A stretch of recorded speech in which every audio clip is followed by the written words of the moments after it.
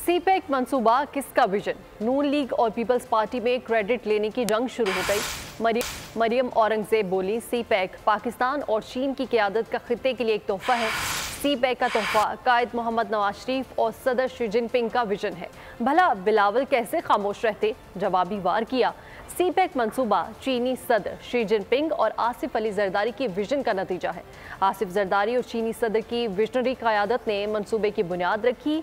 Tweet किया कि यह मंसूबा आसिफ अली जरदारी के इस अज़्म का नतीजा है जिसमें उन्होंने कहा, ट्रेड नॉट एड।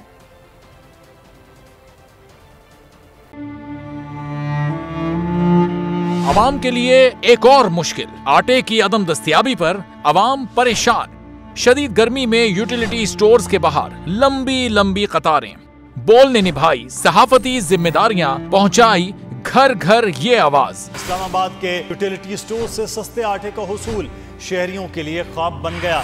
बोल न्यूज हकायक सामने ले आया है। आओ मिलकर आवाज उठाएं, पाकिस्तान को बदलें बोल के साथ। बोल बना अवाम की आवाज। अवामी शिकायत पर बोल ने किया मुताल्लिका इदारों से मुतालबा।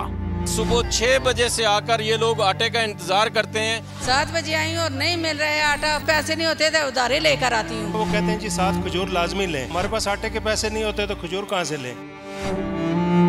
क्योंकि बोल है पाकिस्तान का नंबर 1 न्यूज चैनल।